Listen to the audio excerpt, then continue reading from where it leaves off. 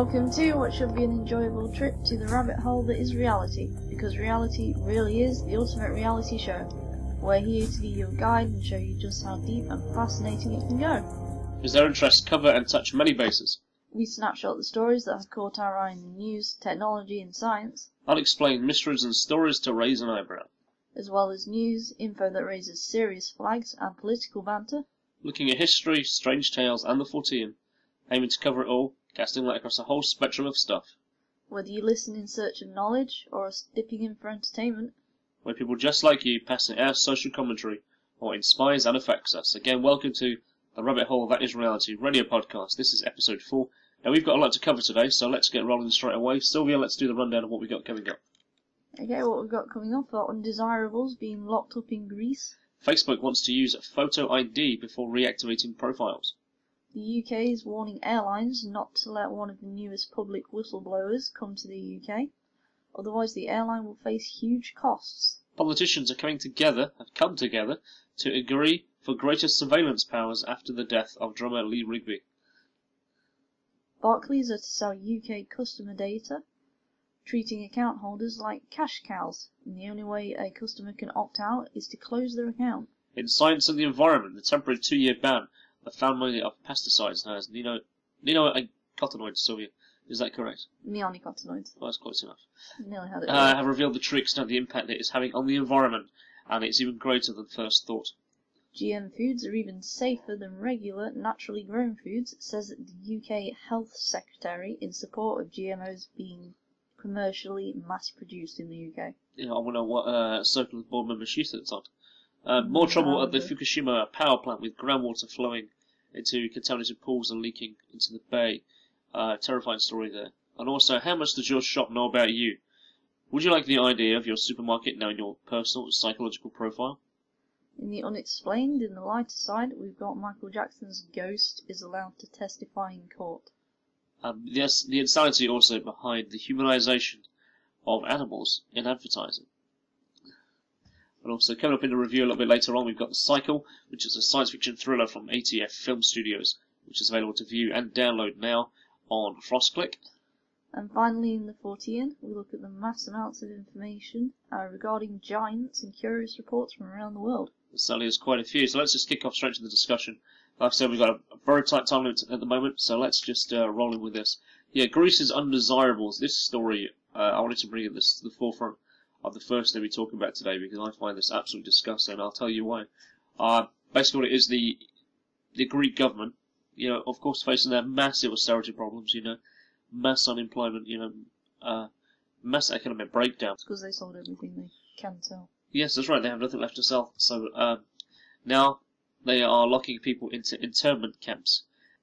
Literally, they're locking away Greek undesirables. Now, when I heard that term, I was like, what the fuck is this? This is on watchdog.net. It's also on Care 2 of ours, Amnesty International talking about it. Mainstream press isn't talking about it. That really is another serious flag that I've seen. Basically, immigrants have been rounded up on Greece's streets and forced into these camps. It was drug users, then came to sex workers, forcibly HIV tested, imprisoned, and they have currently no means of escape, or they don't know how long they're going to be there. The list of undesirables keeps getting longer as well. Disabled is set to be on the list. Homeless is set to be on the list. Those who are jobless are set to be on the list. All to be locked up in camps. There was a story a few weeks ago how the Greek system of what we call the social system, where you have to go sign on, you get your social security. Over there, basically, unless it's hard labour now. That was a story I read a couple of weeks ago that they're forcing people to do hard labour, to get their money. To get the welfare money. Yeah, that's right. It's called Operation Zeus. It's a cleansing campaign. That's the phrase of the government, actually themselves, targeting and imprisoning the most vulnerable members of the Greek society. It's been sparked by racism, gender, and homophobia, has also come out.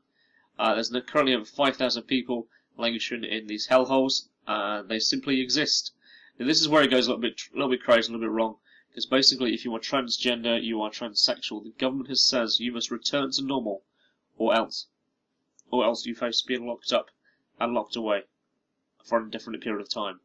I find that to be very, very worrying indeed, that, we live in a country over here, we have like a base level, really, where, it's okay to be transgender, it's okay to be transsexual, you're still a functioning member of society, it's not really a problem. and you're free to go about your will, do work, do whatever you need to do. Over there, clearly they've got to a certain point of desperation now, where they're having to lock these people up, and to lock them away. For how long, and really why? Yeah, No, this is happening. Watchdog.net, guys. That's the petition on there is save Greek undesirables from these internment camps. If you're transgender, return to normal or else. That's disgusting. Absolutely. Well, let's check this next story here. This is Facebook, back in the news again as always. Oh, this one. Facebook wants to see your photo ID before they reactivate your account. Now, there's a InfoWars listener recently had their Facebook account suspended for asking Facebook how to change their primary email address. Okay, so basically this person who's they're a truther, they're someone who spreads news, I guess like we do, We're obviously not blasé about it, we're not constantly spamming the world of the internet, in regards to what's happening. And then we do like to talk about it to get people educated. InfoWars listener, obviously there were, an Info Warrior. They've had their Facebook account frozen, as it were. But what it is, the only thing they've actually done is they contacted them to ask how to change the primary email address. Now, when you go to facebook.com, you don't have an automatic login, your login page come up, and you have to type your email address, followed by your password. Now, of course, Facebook changed those passwords recently, like last year, to be your name at facebook.com. You can log in ubiquitous between them and your primary login. So, this guy has contacted them, asking how to do that, how to change the primary password. So Facebook has responded by suspending her account and accusing her of using a fake name. The Facebook employee, under the title Marissa of User Operations, told her that she wants to use her profile again, she'll have to get in contact with a real name, and will reactivate the account. Facebook replied stating they could not verify ownership of the account. If she would like to continue using Facebook, she would need to prove her identity. That's right, she had to get Marissa of User Operations advised her to send an email or a scanned digital image of a government-issued photo ID, providing her first and last name to verify her account, date of birth, passport, photograph, and driving license. And she hadn't even, she wasn't even using a fake name like they were accusing her. That's right, she was using a real name. And, would have been exactly the same. Yes. So, is they going to set the precedence? So if I contact Facebook today, for instance, and I say, how do I change my primary email address? Are they going to lock down my account because I talk about climate change? Well, probably. Or the fact that I'm talking about Facebook right now, in a detrimental way, well, it's not detrimental, it's a discussion. Are they going to lock down our account? Maybe. Because we do talk about a lot of things. I'm sure there are certain people who are in contact with Facebook don't like. Well, of course, absolutely. So, the next story we've got coming up on the headlines is the UK has warned airlines not to allow Edward Snowden, the ex-CIA agent, who obviously has leaked the information, about how the NSA and the GCHQ are literally spying on the entire world, particularly Germany, and all citizens, really, of the world and their internet activities and practice. This was linked to The Guardian a couple of weeks ago. America is calling him a traitor and even treasonous.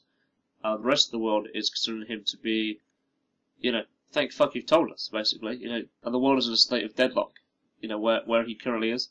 It might be that he's currently in the departure arrival lounge in Russia's airport, though it might not be at the same time, because there appears to be a bit of a swerve going on there. So he may already be somewhere else in the world. But, I hope this guy... distraction, but yeah. We don't know. Basically what's happened is the UK government has warned airlines not to travel the sky, otherwise they will face all the costs of his detention.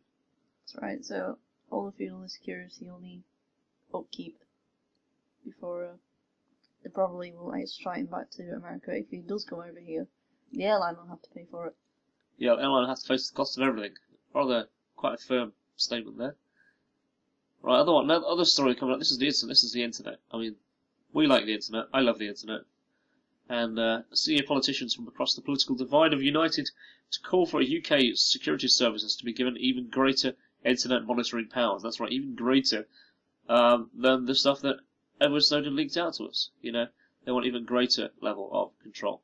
I letter to the Times newspaper, 3 former Labour Home Secretaries, 3 senior Tories and 1 Liberal Democrat urge these changes. They say coalition niceties must not hinder counter-terrorism events, and a bill, that's not a law, a bill, that's even higher, allows the monitoring of all UK citizens' internet use live, was dropped by the Liberal Democrat opposition when they came into power. However, the killing of drummer Lee Rigby and Woolwich, they says, have now been called to revive the Communications Data Bill, dubbed the Snippers Charter, by opponents, which was shelved last May. They say the people who are supporting this are Jack Straw, David Blunkett, Alan Johnson, Lord Baker, Lord King, Lord Charlie. Lots of lords there. You see lords and politicians, that is, get together to make stuff happen. You gotta worry yourself. The letter was signed by by a former Lord Home Secretary, Jack Straw, as I mentioned. So, basically, Lord Carlisle also, in 2011, was the independent reviewer of the government's anti-terror laws. So these guys are certainly in a position to make this kind of thing happen. They are the ones with the stroke of the power to bring these things into bill and effect. Do you want everything to be watched live? Really? No, I really don't. Because a part of the that data communications bill was the practice where you would have to log in through a government gateway system, where that's effectively how they would monitor your system. You would log in, and then it's the government gateway, and then from there you would surf the internet. So effectively it would be filtered. Because we don't know what wouldn't be able to be viewed because they haven't told us yet. There was even stories that they actually might change the internet functionality itself, as that it might go into a tier system. This was discussed by Google a couple of years ago, and we don't know how far they've got with that. They want to tier the internet, as in the same way that you pay for your cable packages or your Sky packages, you have different levels of access. So you might have, for your £25 a month, you'll get X amount of channels. If you pay £36 a month, you'll have access to these premium websites. You have access to this. You'll have access to even more premium sites. There was talk about that's how they want the internet to be. You would have access to, I don't know, Google, Yahoo, Facebook, whatever, on basic level access. And that just seems like a money grab, but also with the idea of censoring the internet also tied in there. Well, absolutely. Not really discussed. Well, yeah, because I'll tell you what they want to do. Basically, you want to have a limited amount of websites.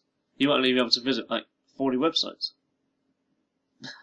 Yeah, which the government will pick for you. Well, yeah, I know. No, I don't like that at all. Now, whether that's going to be part of what they're saying or not, I don't know. So the communications data will basically be live streaming of your web page. But it appears they already do that anyway, and it appears that's what they don't like. So these kind of things that they're talking about putting into practice are already in practice. I mean, we had the NSA, the GCHQ going, oh, so no, we haven't monitored any live communications. Oh shit, there's evidence documents showing actually we've been doing it since 2007. Oops, sorry. Yeah. Actually, there is no sorry. Oh, we've been doing it for your public security. Oh, we're just really embarrassed the fact that you know about it now. Yeah, after we publicly stated that, no, we don't do that. Yeah. We wouldn't do that. How dare you possibly think that we would do that? Okay. Right, so, where are you going, Zoe? We missed the B one. No, we haven't. No. Right, so Barclays is to sell UK customer data, the Daily Mail said, and also the Guardian, the Independent have also covered this.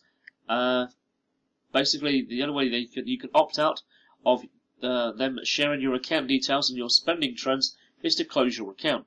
How do you feel about it, Sylvia?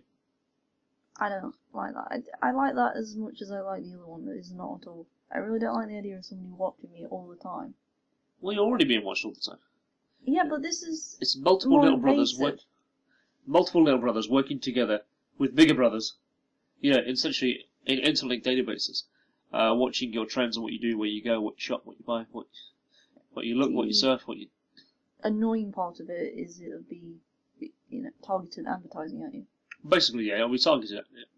But I guess that is the best way that places like that make money, besides selling the money that you have put in there, that you've earned. So Barclays, yeah, they're to sell customer data. I didn't quite tell who they're going to sell it to. I'm assuming it's going to be advertisers, but it's not really clear who. Well, who actually buys customer data? Advertisers. Really? Yeah, all those people, all those sales calls that we get off the phone. No, I don't know. It just doesn't seem like it's... Show how much data that they have on us, various companies. We clearly don't get enough. I mean, obviously, if you look at the internet, all these adverts we see on this webpage here are generated out of our history, out of our searches, out of our information that we have publicly on the web. That's what these adverts are targeted through. And obviously, people they buy perhaps 20,000, pixels of web space, whatever, to appear on your screen over a period of 4 days or something.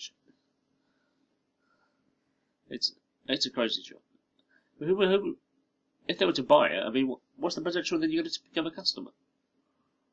Well, I assume they must think it would be more high, because if they're watching your spending trends, then they can then tell whoever wants to buy it what your spending trend is, and then tell whether it's worth selling your information to them or not, I suppose. At the same time, it's also kind of psychologically looking at you and what you do. I know we're going to come back into that in just a little bit moment at time when we look at the what the supermarkets are doing to us. Now, what's your view on parents, children? Oh, mainly my question should be is how many parents does it take to raise a child, even have a child? Well, it takes two to evolutionarily have a child. Okay, so male and female, that's right. Get together, have a baby. That's not discounting the various ways of test tubing it right now.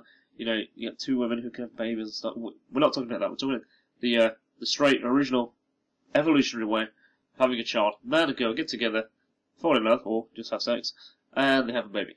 That's the way it's worked for thousands and thousands of years, right? But now they're saying it's more beneficial to have three persons' DNA to create an embryo. This was revealed publicly yesterday. I'm assuming, obviously, they've done that research over the last few years. They've sort of done some animal tests in regards to this. And what it is in regards to is that they want us to have three parents involved with making a child. And why do they want us to have three parents involved? Okay. Well, the idea is to prevent mitochondrial disease. It would benefit everyone who's got it within 2 years, enabling them to have healthy children. The UK is at the forefront of this. Actually, it's really good to see. You know, the UK obviously on the grand stage when it comes to this kind of thing again. Because if you remember in 1953, the structure of DNA, both of Louise Brown, the first test tube baby in 1978, you know, Britain really has pioneered a role in genetics, IVF treatments and so on. It has, it's true. It really has. But second, this technique really will result in babies being born with a DNA from three people, two women and a fella. The genetic alteration will then be passed down through generations. Here's the interesting thing. Babies born in this technique, it'll be a permanent change for all the human race afterwards. Oh yeah, I suppose once they get through into the gene pool. Yes, it'll be permanent. Unless they're saying that they want to do this to everybody. Just for these, I would say just for the people who have the disease, which doesn't seem to be the majority of the population, but they want to do it to the majority of the population anyway. Well, yeah, they're looking for donors. The way it works, really, is they're saying that around the egg, there's a factory of cells. And that's what the mitochondrial disease. It contains a lot of DNA. There's 37 genes there. It sits around the nucleus. There's allegedly around 20,000 genes that contain genetic material from both parents. The disease is passed into the egg. And the idea is this is on the outside of one egg. So what they will do, they'll fertilize an egg. So that sperm obviously enters the egg. As it goes into what's called profertilization, as that happens, the pronuclei is then removed, from this environment where there's basically waste data. And then it's put into another blank egg. So technically you have man and woman get together, the sperm leaves the egg, obviously in IVF treatment, and it's taken out of there and it's put into a different egg. And then it's implanted back into the woman, and then baby continues naturally. But what's important about that is that it has three genetic pieces of information coming through. What kind of effect would that have on a person? Well, we don't know yet. We don't know yet. We have no idea. No way to know that until, the first baby is born with this treatment. Yeah. But then again, I suppose at the same time, there's no way to see if this mitochondrial disease will affect them, either until after they've been born, even if they do the implant. Yeah, what I found really interesting about this is how quick it's going ahead. Now, obviously, in all fairness, I haven't seen the scientific review, and I don't know how much the peer review process has gone on, and how long this has actually been to effect before they make a public announcement. Because there's a twofold effect when it comes to science. There's some when something is verified and checked and done by a scientist or a team of scientists, there's usually a period of time where another team has to come up and peer review it. Either they'll do the same experiments and they'll come to the same results, the same conclusions. And then basically there's some debate, and then for a period of time it's kind of languished in that position where it's like, well, it's accepted, and it generally becomes accepted way of science, or accepted way of IVF. So science evolves in a kind of stagnant way, really. It doesn't progress fast enough. But what I mean by this is that this is progressing very, very fast. You know, it's gone literally from being announced to now being brought up in government. You know, and the government want to get proactive about it. You know, there's which is good to hear. You know, it's good to hear science obviously in the forefront of government. You know, it's not that you hear it that often. But No, unfortunately. yeah, this is they're talking about it now. Now, what I find is the ethics. You know, regulation. How is that going to work? What's going to happen when you end up on the Jeremy Carr show and like kids sitting there going, "I don't know who the fuck my mum is. I got 2 mums and a dad." Hey, Yeah. who has more parental rights? Although, Yeah, how would that work? Do you have to be in an ambiguous trifecta relationship for you know, for it to work, or is it the mother donor where the baby is implanted into? Is that the container effectively? Do they, because there's less genetic material? Does that mean that then that particular mother has less parental right? yeah, and the mother with the more genetic material has more of a right. How's that going to balance? So what's the ethics behind that? But the government is encouraging public debate. You know, I find that's really quite enlightening to hear. That's quite good. But I mean, some are going to find this disturbing. You know, tampering with nature. You know, people who are affected by mitochondrial disease, you know, have a chance for a healthy child. But it's going to affect evolution down the chain all the way. So we are an interesting precipice in science and society. It will be totally different. So once it gets into the gene pool, if they treat all these people with it, and then down the line, pretty much everybody's going to have a remnant of that. There are all these people with 3 parents. Well, yeah, I mean, like, there was a... But then from now on, will all children have to be done by that IVS treatment like that? Because what they're actually saying is that if you had a child, if a couple got together, they're going to have, potentially, this mitochondrial information around the nuclei. We could pass in there. To be safe, let's do it this way. Mm. You see what might happen? Yeah, I can see what might happen. I didn't say I do like science. Science can do a lot of good things, but I don't like the idea of forcing everybody else to do this, just in case the kid might have this. Yeah, they're looking for volunteers, mostly to donate some eggs as well. So it'll be interesting to see how this plays out. Certainly in the next coming year or so. There's a debate. There's a free vote in Parliament. There's a final scientific review for safety. Assuming all the hurdles are going to be passed. The Newcastle University team are to apply for a license from the HFEA, and each couple will be treated, and they will require a separate license. But you know, it's regulation, ethics, proceeding at a steady pace. Let's see how that plans out. Talking of science and how this is evolving out of this, let's pop this news story that caught your eye a couple of days ago. That's right. After the EU temporary ban on neonicotinoid pesticides, it's been found out that family was having an even greater impact on our environment, and we missed the collateral damage. Yeah, it appears we've missed the bigger picture. How could they not realise the ecological effect, you know, of the food chain, you know? If you're damaging plants, you're going to damage what touches the plants, and then you're going to damage what eats them. The insects that touch the plants, and when it rains, the poison that are coating the plant are going to get leached into the soil and into the streams, into the rivers. Yeah, how could they not think that was going to happen? Oh, the chances of that happening are only 0.2%. No, it's quite fucking obvious. No, the chances of that happening are 100% because you're releasing it into the environment. Yeah. So, in his review, a Sussex researcher says that 90% of the active ingredients in these chemicals go into soil and leach into groundwater. They then accumulate into soil into higher concentrations. And they will stay there and persist for up to 10 years. So they do break down, but over 10 years before it actually breaks down in the natural environment. So basically, even if you wash this with water, it would take a natural amount of rainwater through the seasons, 10 years worth, to cleanse it, to break down. And they're spraying this on it like there's got no tomorrow. That's it. They found in Norway, I believe, doing a study on the fish in the rivers nearby, where they have all this poison leaching into it, is decimating the aquatic populations. The birds that are eating the insects, they're declining as well. Yeah, we see that all the time. We look at how many birds, when mean, spring is now technically already past, we're in summer now. You think of how many birds we've seen in our area. It's nowhere near as many as there was. I've seen 3 bees this year. 3. We live near a fucking forest. Yeah, I think I've seen like 2 near the park.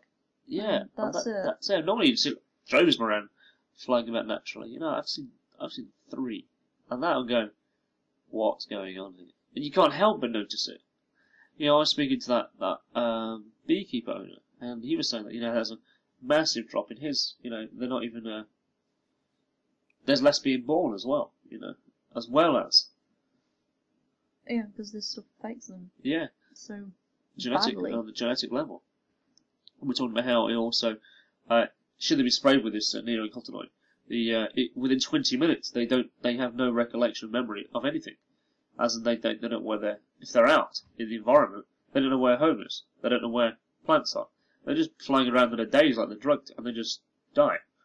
Yeah, because they'll starve to death doing that. Yeah, that's why. Such high metabolisms, and trying to get back home and they don't know where they are, they will die. Yeah, that's exactly right. That's what's happening. And it was Professor Goulson. He was the one who's brought that up to the press. And Professor John Pickett from the Ramsden Research Centre is talking about the chemical pesticides there. And yeah, terrifying stuff. Absolutely terrifying. This ramifications of using this is going to have effects on generations to come, without a doubt. Yeah, well, we just really, really hope we can do something about this. Help the bees, otherwise we'll be gone. I think it's within like 5 years.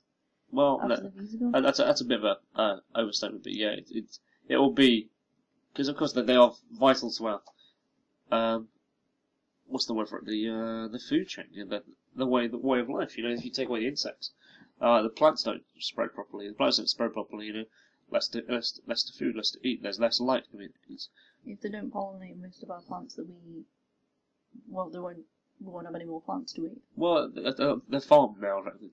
And the other story relating to this really is the UK Environment Secretary talking about it as well. She's talking about. The UK Environment Secretary is claiming that GM foods are even safer than normal foods. Of course they are. But they're not. I find this is really disgusting, actually, because he's saying that they're even safer because they have tighter regulations on GM foods, and there are no scientific studies to say that there's any damage caused by GM foods. But there is. And there's plenty of them. Well, it's just that they don't take them in. No, well, our scientific advisors of the government, well, they're not part of that group. We're only using, obviously, the people who are doing our GMOs, whether that be Monsanto or Nestle or any companies like that, we're only accepting them as our scientific advisor to GMO. That's the thing. Right.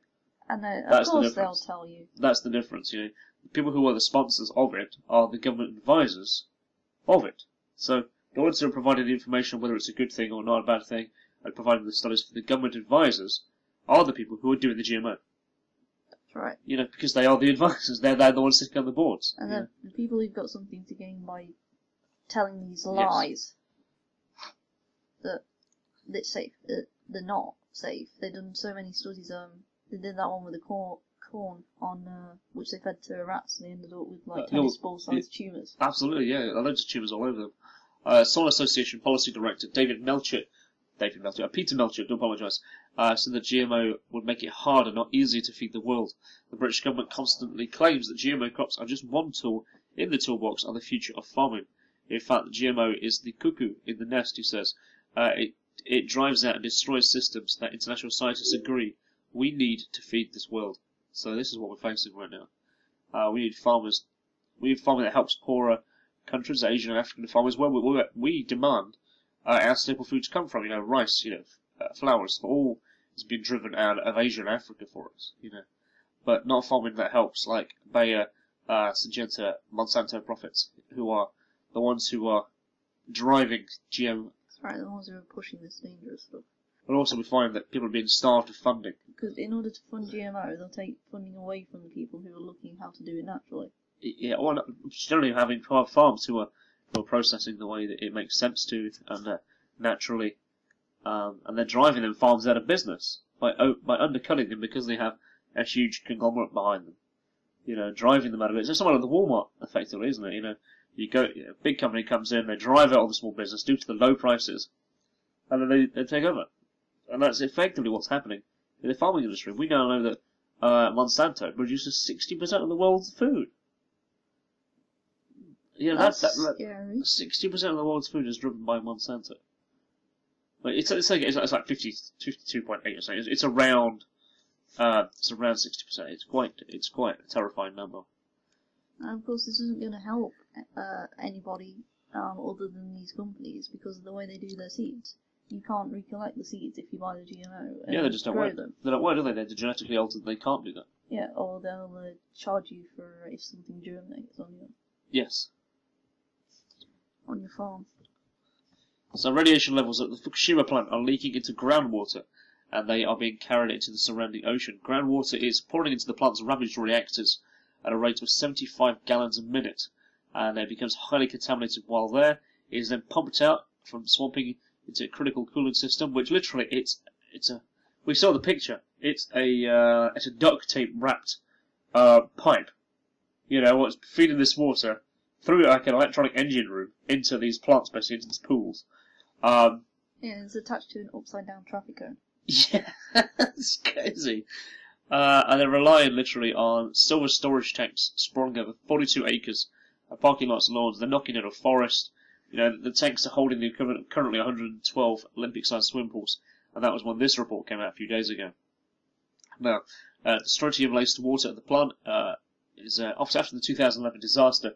All this wastewater is being washed through. It's coming out through the spring. It's going through the plant, and it's all naturally occurring groundwater, so they can't even divert it. No, and it's just sitting en masse in the parking lot, basically, and the fields. They're taking down a forest behind it to make room for more and more tanks. Now, what's going to happen to these tanks? They're going to leave them there? They're going to keep mounting up? No, the goal is an unrelated story to this, but is related in this regard. How they're going to get rid of these tanks is to put them on an oil tanker and take them to the centre of the Pacific Ocean and throw them off the side. Where they only get corroded from the seawater and then all the radioactive liquid water will leak out into the natural system. Although it might be the deepest part of the world of water, and under a lot of pressure. I mean, that's the other thing. With that amount of radiation in water and that amount of water in tanks, heavily polluted. That's going to get out and affect everything. It's okay though. It's at the bottom of the ocean. It's fine. No, it's not. It's fine. Away from sight. I mean, heck, the fucking Mir space station's down there. Fucking loads of ships are down there. Loads of fucking toxic waste down there. Yeah, it's fine. It's not fine. As I say, you can kind of argue for the ships because they actually help coral reefs grow, but that's another thing. Yeah. Okay, so yeah, the Tokyo Electric Power Company plans to down a forest on its southern edge of it to make room for more hundreds of thousands of tanks. The task has now been made more and more urgent as underground pits build to handle the overflow.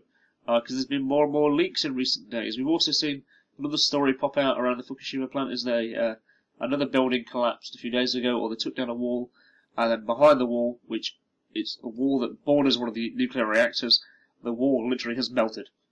Yeah, I saw that picture. It's the metal. Yeah, all the metal had literally it's melting off.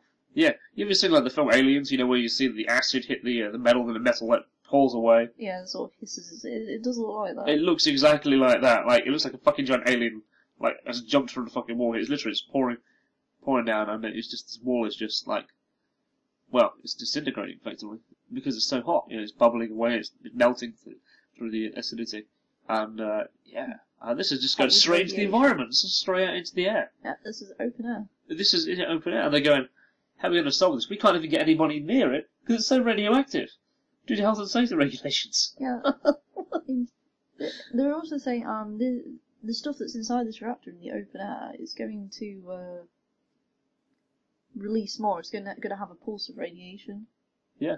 But they don't know when it's going to happen. But when it does, it's going to be catastrophic. But they can't get anybody near it to close it off because it's too dangerous. Yeah.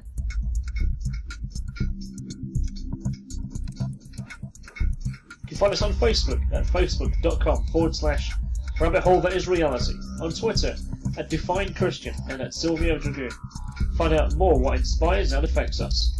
You can find also many articles, features and stories The material available at paranormalnetwork.co.uk, as well as a media player. Download links to all of the shows that have been produced so far. Welcome back to Rabbit Hole That Is Reality. Here we are on the other side of the break. This is Sylvia Wick sitting next to Christian Lander. It would be great if you could follow us, like us on where you're social. And this is what we have lined up on this side of the break. Michael Jackson's testimony held up in a courtroom. We've got a review of the sci-fi thriller Cycle. And Common Sense as Ofcom throws the book at Psychic TV. The humanisation of animals in advertising. And then our Bigfootian feature today, When Giants Once Walked Amongst Men. Right, then what if I told you that a ghost testimony was being held up in a court? Okay, I'd be very, very angry if I was a member of the jury and I heard testimony from a ghost. Unless the ghost actually appeared in the room, I would be very, very skeptical. Then a lot of the jury at the Catherine Jackson versus the AEG case are going to be very, very skeptical and very annoyed then, because she's suing the company, promotion company, AEG, for negligently retaining Dr. Conrad Murray and therefore causing Michael Jackson's death.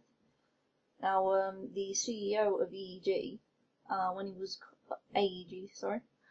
was called to the stand, Randy Phillips said Lionel Richie's ex-wife, Brenda Harvey, once told him that Jackson's ghost had visited her. What? Right, so let's just come back over this again, so I can get this understanding straight. So, Randy Phillips, he's the CEO of AEG. That's right. Which I don't know if they actually managed Lionel Richie or not. So Lionel Richie's ex-wife saw Michael Jackson after he died. What, in the bathtub? I don't know. All he said was that she'd seen him. Okay. So Michael Jackson appeared to this woman. That's right. This Randy Phillips is talking about this in the courtroom, is that right? That's right. Okay. Yep. And during Jackson's conversation with Brenda Harvey... Oh, so he actually had a conversation. So not only appeared to her... He had a conversation with her. He had a spoke to her, okay. That he told her AEG was blameless in Michael Jackson's death. What? Yeah. So it goes like this. So it goes, Michael Jackson's ghost turns up to Brenda Harvey and tells her that AEG is blameless for the death. Brenda Harvey then tells Randy Phillips, the CEO of AEG, that they were blameless for the death, and Randy Phillips then goes in the courtroom and tells them this story. Okay. So we're talking like two or three hand information here. So Brenda called me to tell me that she was in communication with Michael through a medium or directly. Phillips told the court. And she says that Michael told her that it wasn't Dr. Murray's fault. That's right, yeah. And therefore that means that they are blameless. Well, how did that... I mean, can you imagine that's actually happened in a courtroom? And the courtroom is now holding this shit up as saying, it's absolutely fine. We have the absolute verdict here, or a decision, or something the jury should take into complete consideration. Yeah, that's what they're doing. They're saying the jury should take into consideration this statement by Michael Jackson, who might or might not have been talking to Brenda Harvey through a medium and then phoned Randy Phillips about it.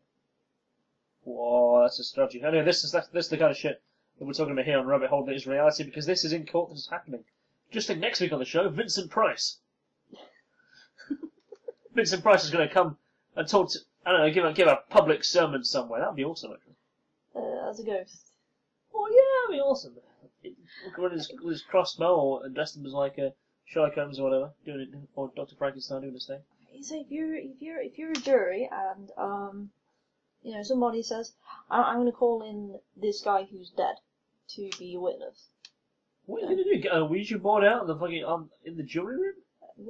Do a seance or something. I mean, that would be first person at least. This isn't even that. This is triple hearsay. Yeah, basically Ian Wallich, he's a US defense attorney. He says this is unreliable hearsay from an unavailable witness, and should not be considered. However, the judge is holding it up. Ridiculous. But it's happening. This is the rabbit hole that is reality. Imagine the sort of premise that'll set in the future. Well, yeah, because that's what happens, isn't it? You know, a court will reference a previous court case of what was held or what was denied as part of their court case. That's why you often hear, you know, in a member of this person, this decision was held up. Okay, like you said, which is now going to affect all future court cases. Well, I'm going to call my ex-husband in. Oh, via a medium, he said he didn't kill the kids. Yeah. Oh, Yeah, that's it. the judge said, the jury said that. Okay, that's fine. That should be sternly considered in evidence. Okay, I'm going to ask joking. this guy who you suspect of being a murderer whether or not he did it, even though he's just been shot by the police. By a table tipping. Yeah. Don't even go there.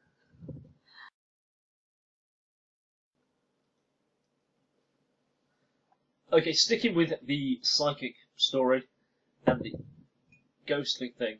This is a story that caught my eye certainly because, you know, I had to laugh and I laughed hard, so hard it hurt.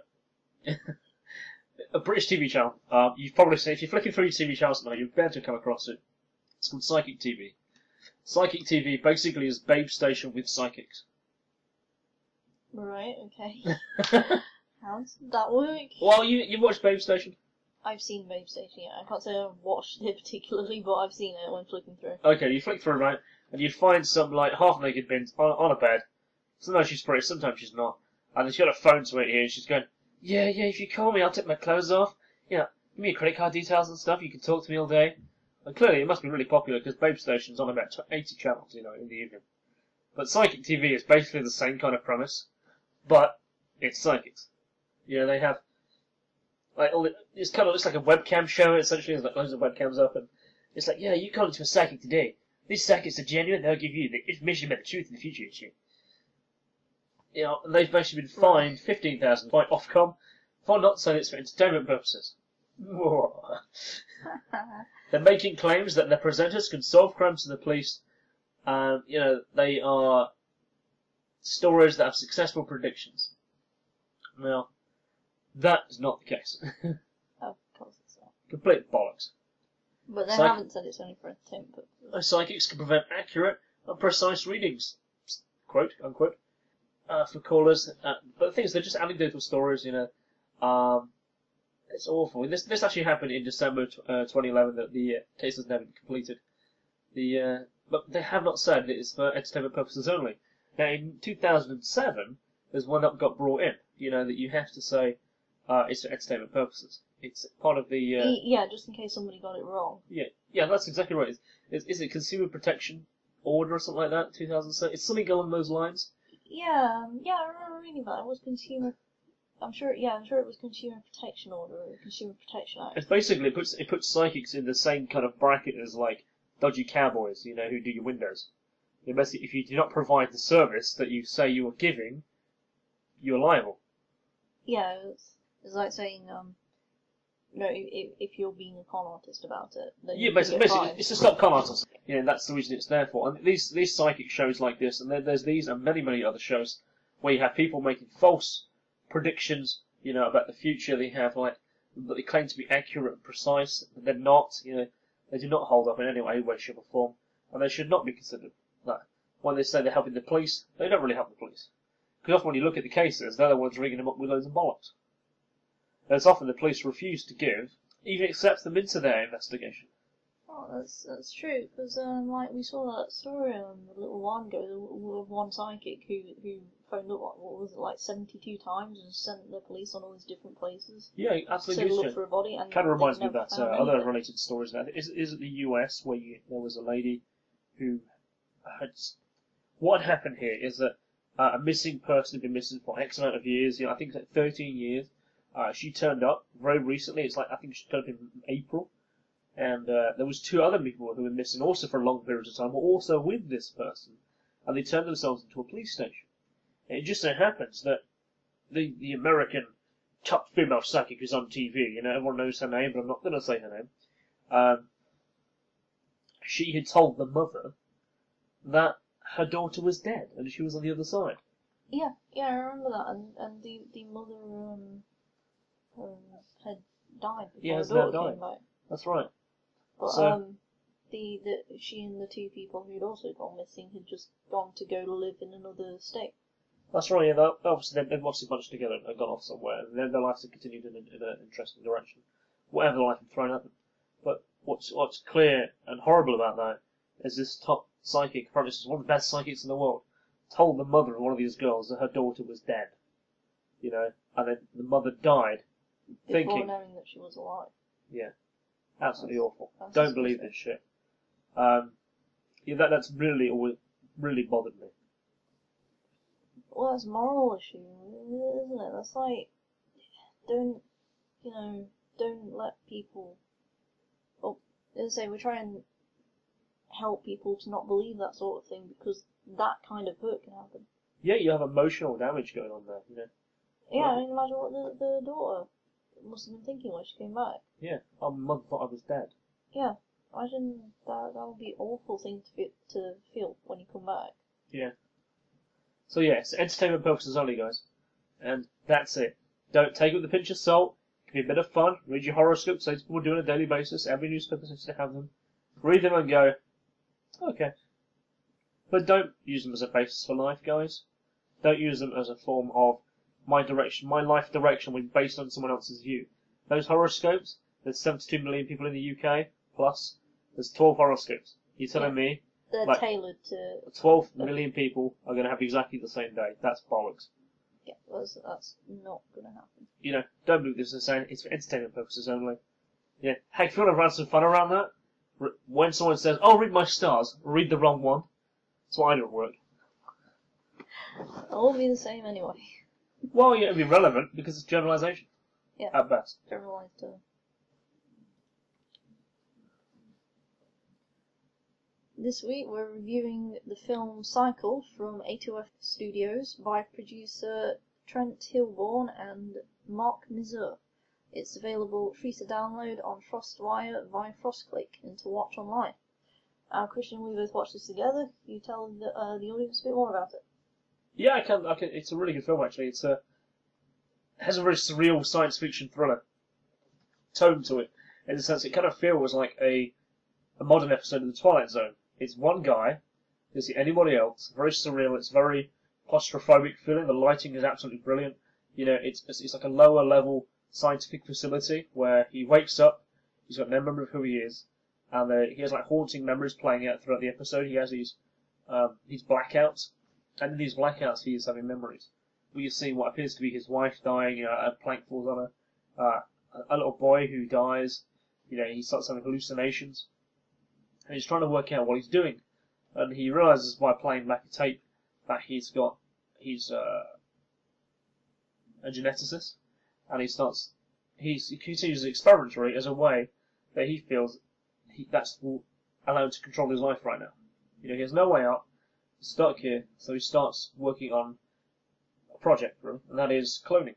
You know, he successfully clones a mouse, then another, but then he starts knowing they have strange side effects, and that is aggression, confusion, lack of memory, and the visions as he drives this forward, you know, get stronger, darker, more vivid, and trying to recompense for the accident that happened in his memory to his wife, and I guess it's his son. He drives forward with his experiments, getting more and more darker, and then in the closing minutes, you know, things take a even more interesting twist, just like an episode of The Twilight Zone. You know, it's very surreal, very good, you know, and this is available for free. And there's amazing directors, producers out there, and this is ATF Studios, Trent Hilborn and Mark Nizur. So you can download this on FrostWire, and you can use FrostClick, and you can watch it online for free. And this is the brilliant stuff and creative things that people are making. It's definitely worth checking out. I really enjoyed watching this. Yeah, absolutely, really, really good stuff. So, talking about the strange and the weird, we're going to be talking about the humanization of animals in advertising next. Now, Christian, you want to tell people what you've noticed? Well, I don't think I'm the only one who's noticed it. And I think we as consumers, and everyone in the consumer culture, has noticed this. But we haven't perhaps thought about it in the way that we should. Advertisers, however, have. Now, what I mean by that is if you go down the pet food aisle, particularly, you look at cat food, dog food, whatever, bird food. One of the things that particularly stands out is a lot of them now have human features. Now, the good example would be from that, it would be Felix cat food, you know, where you have a typical black and white British cat, you know, very Jess-like the Postman Pat. It has a human smile. It has human wide eyes. You know, big round eyes. You know, it's just a massive fucking Cheshire cat style grin. You know, very human, very like it's part of the family kind of thing. You're wired to respond to it like a person. Well, I guess so. It's the idea, isn't it? You're behaviourally wired to respond to it. Yeah. So yes. And around the supermarket, around advertising, you will find out there'll be like things like very humanized characters.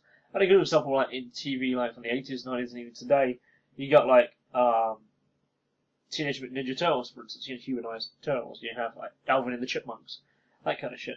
But if you go down the dairy aisles, right, you find laughing cow cheese spread. You know, on the front of that, you got a red-faced cow that's giggling. You know, it has a human smile, little cute eyes, like, hey, how you doing? Come over and chime me out. Wearing a pair of earrings? Wearing earrings, you know, so it's an accessorized cow.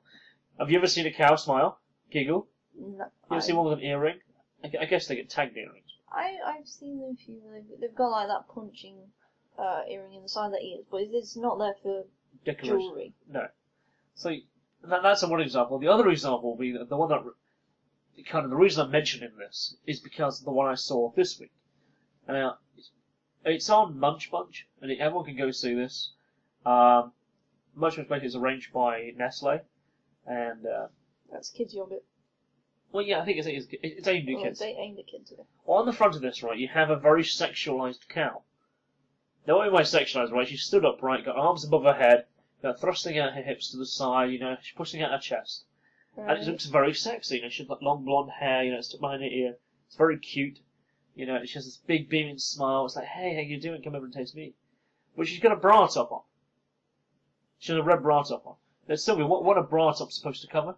Well, a bra top covers a woman's breasts and nipples. Right, okay, here's the thing. She's a fucking cow. Where's the nipples? Well, a cow's nipples are down near her legs. Yeah, because they're her udders, right? What she Yeah. feeds her young with. They're her So the udders are at the bottom, still in the picture. Wait, what? The udders are still there, but she's wearing a human bra top as well. In order to cover the Breast. nipples, which are Not that. still on show. Yeah. And Where a cow would have it. Yeah. And you just see that everywhere. You see like humanized animals. You know, what are they? What's the? What is the drive for that? What is it? Just because we want to be animals, or do we want the animals to be Do we us? want the animals to look like us? Yeah. Do you want to have a conversation with a human-sized cow or a pig? I don't know about that. That I don't know. would be kind of weird. It would be kind of weird. But this is what we're kind of pre-wired. So this is what we're presupposed to think would make us buy it. Weird. Absolutely weird. Weird and strange. I suppose they are just acting on our natural behavioural instinct to associate with something that looks human. Well, these things aren't human, but they're making them look humanish so that we respond better to them. Yeah, absolutely. Sorry, next time you're down to your local supermarket or you go to the shop, go check them out, okay? That's yeah, I'll leave that with you guys to see. It's very, very weird. Next up, we've got our 14 feature, When Giants Walked Amongst Men. Now, there have been stories and tales, giants found across most cultures, across the globe, from England, Greece, to the Americas, as far as India and China. They populated many legends with their various deeds, triumphs, and legendary battles. Throughout ancient literature, they're certainly not uncommon. They were claimed to stand at a full body height, taller than a fully grown man, and they often wielded weapons that a normal man could not lift. Why is it, then, we today neglect these figures as being simply pure fantasy or the figment of a writer's imagination? Any reader of the Bible will remember the conflict of David and Goliath. In Genesis, it says, "There were giants on the earth in those days, and also after that, when the sons of God came in unto the daughters of men, and they bore children unto them." It did indeed. And whether you say the Bible as being, fact as such or not, it is one of the books from history, along with many other texts from the period of the age. Of course, has been conflicted with the religious doctrine and political ideologies, all mixed in together. It's continually changed, the thing is, what they were reporting is what they were seeing. And those vessels and those times have clearly been written down and spoke about over time, and they've been added to these kind of books. Which is the reason why they've continued to today. I mean, the Bible carries so many passages about the word giant.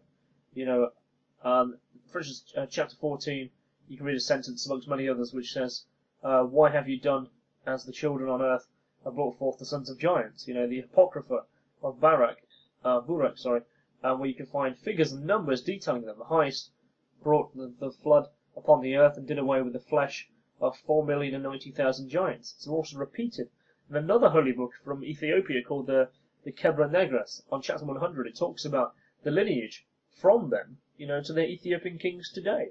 You also have a passage in that book where it talks of the daughters of Cain, whom the angels had done indecent acts with, and become pregnant, but they could not give birth. They gave birth. They died giving birth because their wombs were too small. Some died, and they came out split in the body of their mother, and these grew to become the giants. You know, these are essentially reports from history. You know, these are the kind of things that people make up. Yeah, they recorded what they saw. So they saw these women interbreeding and giving birth to some huge people, so big that they were split open. Oh, they had quite a few names actually. There were the Emites, the Rephates, Gargantuans, the Gilborim, Samsonites, Abides, Nephilim, and also the Hyperboreans. Yeah, the Hyperboreans were actually supposed to be a race very, very far north, you know, from Greece and Rome. They mentioned they were in the ice in the far north. The subjective there is that they actually might be referencing the Norse gods. Perhaps. Quite possibly. Apollo mentioned that he was going to go see the Hyperboreans, and he only stopped off. He stopped over the Argo, which everyone who's ever read the Argonautica, of course, that's the ship from Jason and the Argonauts, you know, the greatest vessel ever made, you know, made of metal. But it exists in history, you know, again, it's one of those famous stories, you know, where Apollo goes over and Jason calls up to him and goes, "Where are you off to? Where are you going?" You know, and then Apollo comes down to him on his fiery chariot, yeah, and he stops off the ship and he tells them he's off to the land of the Hyperboreans in the far north. He's going to go for a visit. Yeah, and it'll take him like 20 years or something to get to spend time there and won't come back. Yeah. So is there any evidence these giants ever existed? Well, actually, yes, there is. I mean, in 1936, there's a German anthropologist called Larsen Cole who discovered bones of a giant people on the shore of the Alassi Lake in Central Africa. A few years later, there was Gustav von Kaiserberg and also Franz Weidenreich, who were very surprised to find giant bones in Hong Kong, 1941. The discovery was actually later published in a scientifically documented journal of the Anthropological Society, and the annual report in 1944. It's certainly not far away from the city of Sahifta. Now, so what does the rest of the archaeological and scientific community say? Well, archaeologists in Syria found stone and metal axes which only a giant could wield. Even mortals came to light, and the smallest one, which was an axe, weighed 40.3 kilograms. There were discoveries of giant skeletons in Java, in South China and South Africa throughout the 1990s, which are well known in specialist literature. Professor Weidenreich and Professor Sorak carefully documented their scientific research into giants, and the French representative of Prehistorical Society, Dr. Louis Burkhalter, wrote, "I want to make it clear that the existence of gigantic men in the Acheulean age lie between about 75,000 and 150,000 years ago must be considered a scientifically proven fact." So that means between 75,000 and 150,000 years ago, this... What was that Acheulean age? Yeah. And this scientist is absolutely convinced that the existence of giants is a scientifically proven fact because there's been so much evidence of it. There is. The evidence, though, is really quite strange because there's a particular place in America where they apparently are. There's many giant skeletons and giant bone structures and reports that have been found in history. And recently, there's a brilliant place on Facebook. Yeah, stone builders, mound builders, and the giants of ancient America. Well, obviously he's just focusing on American history. Now he's got thousands of news reports on here, you know, or in scientifically established journals throughout the 17th, 18th, 19th and 20th hundreds. You know. And this is just one country.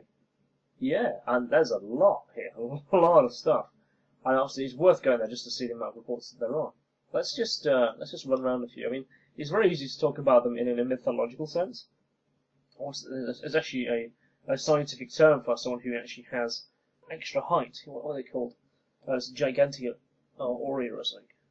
Giganteous. Yeah, something like that. It has a term where someone is extra large. Now, a correspondent we've got here, Alexander S. Taylor. This is in a volume of the Scientific American, so basically America's New Scientist, basically. Volume 6, in the year 1862, page 229, so 227, reports of natural curiosities with multiple different caves across all of California, where there appear to be extra large giants with double rows of teeth. Another kind of unique thing. Not all of them had, but certainly a majority of them. And he talks about his history, about where he went, through California. He went to the Indian Figures, he went to the Caramello Mountains, South California, St. Louis, in the Gisbolo country. He went to St. Clementine Island, he went to San Miguel, St. Bernard, and Caramello. And he mentions in his book at that time, this is now going to be a quote, he says, the first mention I found of giants is when I actually was researching town histories on an unrelated matter. So this is Alexander S. Taylor's report of what he found, why he was researching these towns. And he says of an unrelated matter, there was a report of an 8-foot skeleton with a double row of teeth and a head the size of a peck basket, found in the history of Deerfield, Massachusetts, in 1895, page 78. Intrigued, I went on to look for more history in New England town histories and historical documents. What I found was startling. Multiple accounts, in their hundreds, describing strange and curious featured bodies, an extreme case of hypodontia and supernumerary teeth. And there's a few examples. Martha's Vineyard, M.A., 7-foot skeleton with a double row of teeth. Headley, M.A., 7-foot skeleton with a double row of teeth. Midler, also a 7'8" skeleton with a double row of teeth. Rockingham, the house skeletons of extraordinary size, double rows of teeth, and a jawbone so large it could fit over the head of the finder. Giant skeleton with double row of teeth. I've contacted and met with several people with this rare genetic condition, usually of Native American heritage, but not all. It does seem like this is a genetic oddity that could be more widely known about. It is to be reported in every corner of the country there are giant skeletal finds that I keep finding. Other compelling piece of evidence is the support of the reality of giants that existed in the past. Finally, on the history of Middlesex County, Volume 2, 1880, page 243, the Baptist Church there, Newton corner 5 Indian skeletons and ancient several copper coins have turned up by labourers in digging the cellar of a building. The spot was probably once the seat of an Indian settlement, and this is where they buried their dead. The jaw of one was in perfect preservation. A full number of teeth, double all round, was placed in a box and sealed and deposited under a cornerstone. That is still in use today, and it is still there today. There's many reports, particularly in the late 1800s, that have come through. Here's the Honourable J.H. Haley, a well-known and honourable citizen of Bernard. He wrote to the St. Joseph Gazette the particulars of a discovery of a giant skeleton 4 miles southwest of his ranch. A farmer there called John Hanson, he found the bones protruded from a bank of the ravine that has been cut by the actions of the rain in the past few years. Mr. Hanson worked 7 days unearthing the skeleton that proved to be that of a human being. However, the height was over 12 feet. The temple was thought to be over 12 inches, and the lower part of the skull of the back was 15 inches, and the circumference was 40 inches. The ribs had nearly 4 feet long, 1 3/4 inches wide. The thigh bones were 30 inches long, and the body in proportion. When the earth was removed, the ribs stood high enough that a man could crawl into the interior of the skeleton, turn round, and come out with ease. The first joint of the giant toe above the nail was 3 inches long, and the entire foot was 18 inches in length. The skeleton lay on its face 20 feet below the surface of the ground, and the toes were embedded into the earth, indicating the body was fell from behind when the ground was soft. Some of the bones crumbled on exposure to the air, but so many good specimens were preserved and are now on exhibition in Bernard. Medical men are interested, and the skeleton is pronounced to be a valuable relic of a historical race. Now, this is obviously done by an honourable. It's highly likely this person was a judge, who wrote this article. And there's many more to say. There's testimony of over 7,000 people over hundreds of years reported to scientific journals, town histories, and reputable newspapers. And it's as simple as that. There's so many reports out there. We went looking ourselves through some historical records. We found a few today. Historical Sketches of Kentucky, Volume 2, 1882, has a post in there called "The Giant Early." So this post is from a volume in 1882, and within it is a report of a giant in 1872. In prospecting for coal in Ohio County, a mile from Rockport, the complete body of a skeleton of gigantic size was found 6 feet below the surface. A lower jawbone fitted over the entire portion of a man's head in the party of explorers and completely covered it. The thigh bone, measuring from hip bone to knee, was 42 inches long, and the forebone arm from wrist to elbow measured 22 inches. This would indicate the giant was over 10 feet tall. And there's a similar account on page 722 of the same publication. Antiquities here. A giant form of a mound from the Eden Burrows near Franklin was exhumed in May 1841. At a depth of 12 feet, 7 human skeletons were discovered of extraordinary dimensions. It was found that appears to have also been buried between 2 logs and covered with a wooden slab. So many of the bones are in their entirety. The under jaw was big enough to fit over a body and flesh and all of any common man who was present. The thigh bone was 6 inches longer than any of the Crimson County men of our team. Teeth, arms, and ribs and all gave evidence of a giant former race. Around the neck was a string of 120 copper beads and 1 bead of pure silver, a metal not found native to that area, all perfectly preserved. Another skeleton of a slightly smaller proportion had around his neck a string of ivory beads around 100 in number. Now also, check out this, in Michael Dalawoski in 1986, my wife found a huge dagger buried in her garden. She went to the Smithsonian work office up the block, and they took the door. So they opened the door to her, took the dagger, and then slammed the door in her and her dad's face. They stole it with no explanation, no credit. They just grabbed, locked, and went. Today my wife says it was a hand knife, and her dad needed 2 hands to hold it because it was so huge. Now, the Smithsonian Museum is a place that pops up very, very frequently. It's the place where all these giants appear to be being sent, but they claim, to have no record of them. However, the records of them being sent to them are in their hundreds. So that's the place where all these bodies are being sent. They refuse to acknowledge they have them, but the records of them being sent there still exist in the public archive records. And numerous, you can find them quite easily. They are. I mean, we found quite a few on the web just searching around here, such as this one. This is Pittsburgh Press, September 13th, 1932. 49 skeletons found. The giant, frequently over 8 feet tall, 26 inches across the chest. The bones were sent to the Smithsonian Institution in Washington for national study. Another mention of the Smithsonian involvement from the Kahula Parish in the 12th Annual Smithsonian Etymology Report from 1890 to 1891, had found mound excavations in the Kahula Parish, including the report of a place called the Troyville Mound site. The dimensions are as follows: a mile-long earthen wall of 8 feet tall, 20 to 25 feet enclosed, an area of 100 acres. This large mound is enclosed, 250 long, 140 wide at the base, and was disturbed 75 feet high with nearly a sharp summit. The mound builders are believed to have found these awe-inspiring constructions.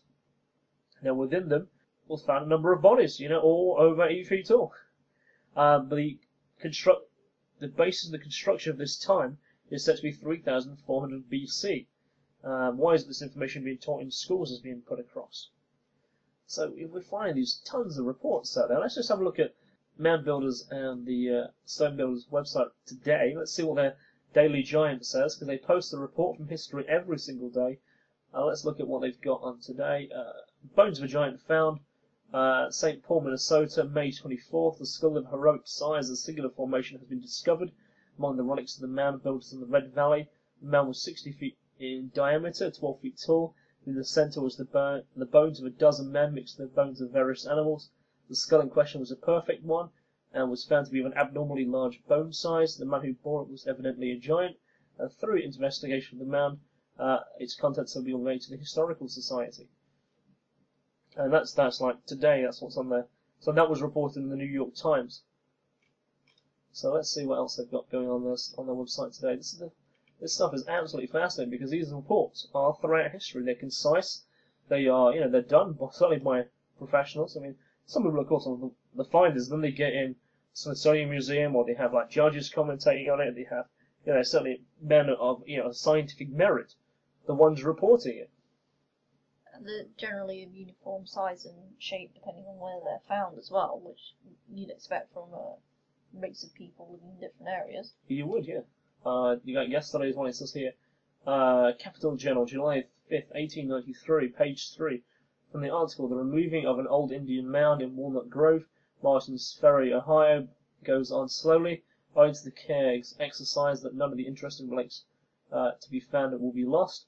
Probably the most interesting article taken from the mound is a huge skull that would indicate the days of the mound builders were the giants abroad. The skull is twice the size of a human average, and the skull is in good preservation. That was the Chicago Herald. Another burial mound with a giant skull in a very familiar pattern. One of the arguments there is it's just huge. Double rows of teeth, massive jawbones. Yeah, how many friends have a skull twice the size of a normal one? Do you know? How many friends do you have where you have double rows of teeth? Very unique creatures, beasts. Why have we put them down as? I'd probably put them down as a subspecies? Subspecies, yeah. What? Of human that we once lived with. Well, yeah, we killed them off, and suddenly the... Yeah, it became part of being a country. So let's look at, say, Goliath, for instance. He's possibly the world's most famous giant, in terms of what he is. Yeah, he was a descendant from Cain, hence he was from the land of Cain, the Canaanites. You know, and what he represented in history. And he himself was a mercenary. You know, he was fine for money really and food.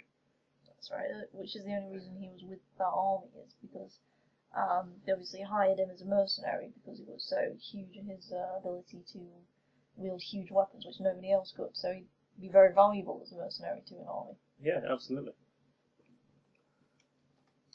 And you find these reports that are all over the world. You know, we're talking about these ones that, particularly in America, these mounds. You know, there's stories also that you know, giants carried these stones of Stonehenge. You know, from their quarry in South Wales to their current resting place, you know, Wiltshire.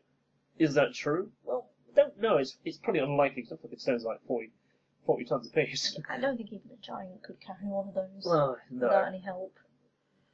Then you have to put stories like Merlin floating them and shit, which you know it's a romantic tale imposed upon the story there. But then you have like in France, don't you have the Karnak stones?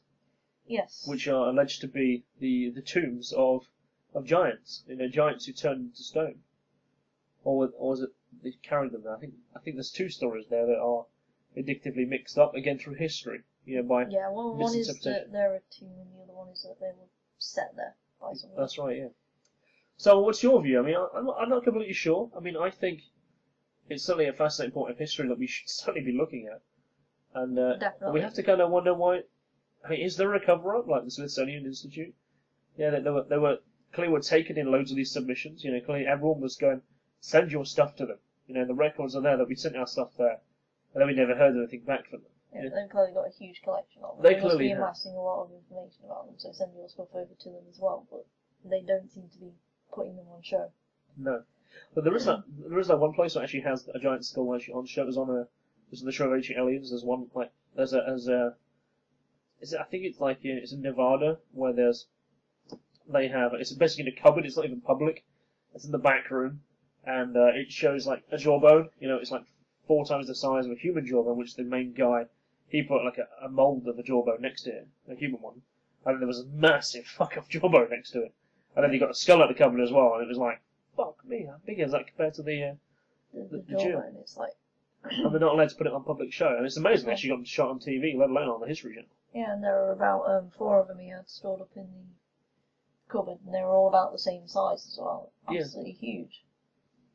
But considered to be complete mythology. So, who knows? That's our Platoon feature. Well, guys, this draws us to the end of another episode of the rabbit hole that is reality. Whether you were just tuning in for entertainment, or whether you wanted to learn something about the deep and dark and wonderful power of the wonderland that is our reality, let's give a quick rundown of what we've been talking about today. Undesirables locked up in Greece. Facebook want to see photos before reactivating the profiles. That's like the UK airlines getting a warning from the government not to bring any whistleblowers into the UK, or if so, facing the cost of their incarceration.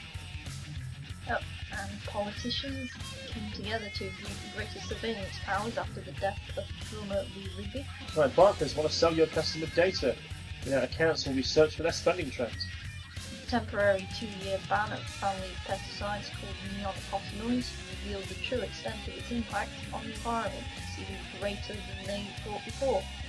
The GM foods seem to be safer. I don't think so, Mrs. UK Health Secretary. We'll have more trouble at the Fukushima power plant. That's right. Looking also at the supermarkets, watching our behaviour, running our psychological profile when we go shopping. No, wrong. In the unexplained, we looked at Michael Jackson's ghost being allowed to testify in court and holding up as being absolutely fine to do so. Munch, character and humanisation of advertising. That's right, we looked at the Cycle, the thriller from ATF Studios, available now on Frostclick and the Tium. We looked at the wonderful world of giants in our history. Are they real? Well, when giants once walked amongst men, appears to hold up somewhat. Playing the outro today is world-travelled and renowned guitarist, good friend of ours, Jacqueline Taylor, in collaboration with Gary Pratt. If you like what you're listening to, visit jackietaylor.co.uk. Yeah, she's playing a tour in September. She's at the O2 Academy in London, Birmingham, then she's off to Dublin, Ireland, and that's on the September 4th, 5th and 6th, and that's by Zandon Concerts in association with Terrorise Loudly, as part of the Martin Walker and Vacuum Funeral 2013 tour. So follow us on Twitter at Define Christian and at Sylvia Dragoon, and like us on Facebook, The Rabbit Hole That Is Reality. We will see you soon in episode 5 of Rabbit Hole That Is Reality.